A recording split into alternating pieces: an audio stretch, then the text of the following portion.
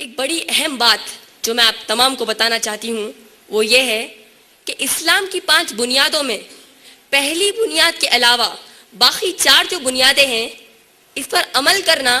بآسانی سمجھ میں آتا ہے، جیسے کہ نماز پڑھو، زکوٰۃ دو، حج کرو، روزے رکھو۔ اگر کہا جائے تو عمل کرنا سمجھ میں آتا ہے، لیکن ہم مسلمانوں میں جو سب سے بڑی غلط فہمی یہ ہے کہ جب اسلام کی بنیادوں میں کلمہ طیبہ کا ذکر آ گیا تو مسلمانوں نے سمجھا کہ اس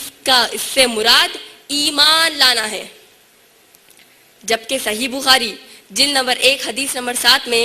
سورہ بقرہ سورہ نمبر 2 آیت نمبر 177 کی طرح آمنا باللہ کی طرح آمنا کا لفظ نہیں ہے، بلکہ شہادتی اللہ الہ ہے، شہادتی کا لفظ استعمال ہوا، اور شہادتی کہتے ہیں گواہی دینے کو۔ تو شاید سب مسلمانوں نے سمجھا کہ گواہی اپنے آپ ہی کو دینا ہے۔ اس کا معنی یہ ہوا کہ جب نبی صلی اللہ علیہ وسلم نے کہا کہ گواہی دو کہ اللہ کے سوا کوئی معبود نہیں اور محمد صلی اللہ علیہ وسلم اللہ کے رسول ہے، اس سے مراد ہے کہ ان تمام انسانوں کو جو غیر مسلمان ہیں ان کو بتا دو، ان کو گواہی دو کہ اللہ کے سوا کوئی معبود نہیں اور نبی صلی اللہ علیہ وسلم اللہ کے رسول ہے۔ اس سے یہ مراد ہے تاکہ آخرت کے دن ہم اللہ کو یہ کہہ سکتے ہیں کہ ہم نے اے اللہ آپ پر اور آپ کے رسول محمد صلی اللہ علیہ وسلم پر ایمان لانے کی گواہی ان سب غیر مسلمانوں کے دی، جس کے لیے آپ سب سے بہترین گواہ ہے۔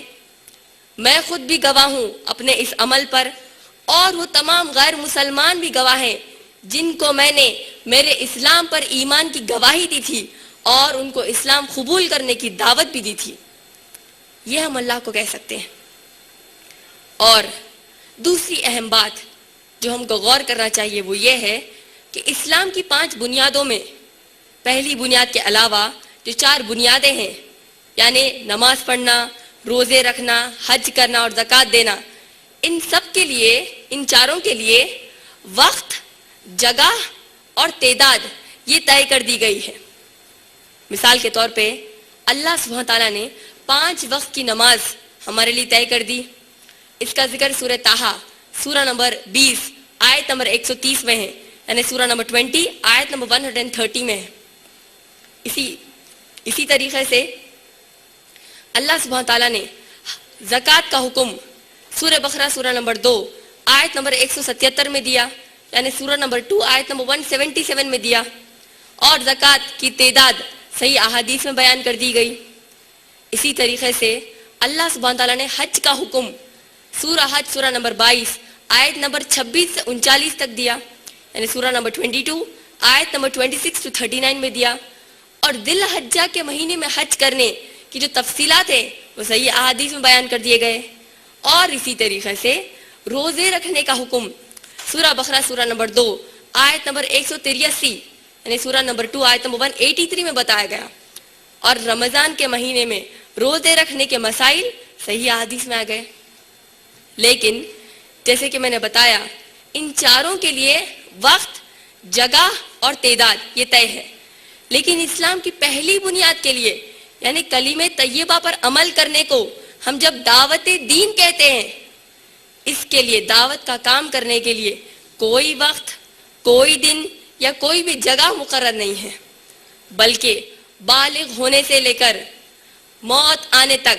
دعوت کا کام فرض کفایہ نہیں بلکہ فرض عین ہے۔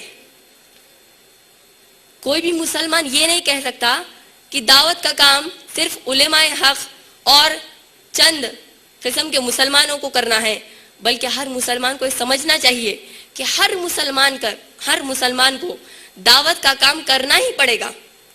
اور دعوت دین عمل الصالحات میں سب سے پہلی بڑی نیکی ہے، اور باقی تمام فرض، واجب، سنت، نوافل نیکیاں اس کے بعد ہے۔ اگر ہم صحیح بخاری پڑھیں گے جلد نمبر 4 حدیث نمبر 666 یعنی والیوم نمبر 4 حدیث نمبر 667، نبی صلی اللہ علیہ وسلم ہم کو اس حدیث میں تعلیم دے رہے ہیں کہ دعوت کا کام کرنے کے لیے ہم کو کتنا علم حاصل کرنا چاہیے، کیا ہم کو قرآن کی حافظہ ہونا چاہیے، اسلام کی عالمہ ہونا چاہیے،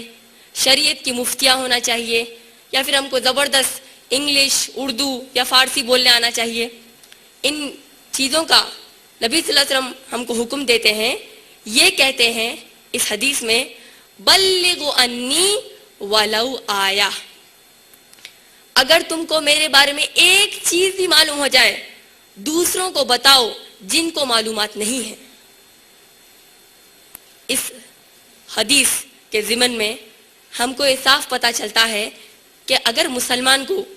کچھ بھی، چاہے ایک بات بھی صحیح چیز معلوم ہے اسلام کے بارے میں، تو ہم پر فرض ہے کہ ہم یہ دوسروں تک ان کو بتا دیں۔ اور دوسری اہم بات، ہر مسلمان کو معلوم ہے کہ اللہ سبحانہ تعالیٰ کے سوا کوئی معبود نہیں، تو اب ہر مسلمان پر فرض ہو چکا ہے کہ وہ ان تمام انسانوں کو بتا دیں جو اللہ سبحانہ تعالیٰ کو اپنا معبود نہیں مانتے، ان کو سکھا دیں کہ بے شک اللہ کے سوا کوئی معبود نہیں۔ اور جب ہر مسلمان کو معلوم ہو چکا ہے کہ محمد صلی اللہ علیہ وسلم اللہ کے رسول ہے، تو اب ہم پر فرض ہو چکا ہے کہ ہم ان تمام انسانوں کو جو محمد صلی اللہ علیہ وسلم کو رسول نہیں مانتے ان کو سکھا دیں کہ محمد صلی اللہ علیہ وسلم بے شک اللہ کے رسول ہے۔ آئیے اب میں آپ کو اسلام کی دوسری سب سے بڑی نیکی کے بارے میں بتاتی ہوں۔ اسلام کی دوسری سب سے بڑی نیکی اتنی اہم ہے کہ نبی صلی اللہ علیہ وسلم نے کہا، ترمذی شریف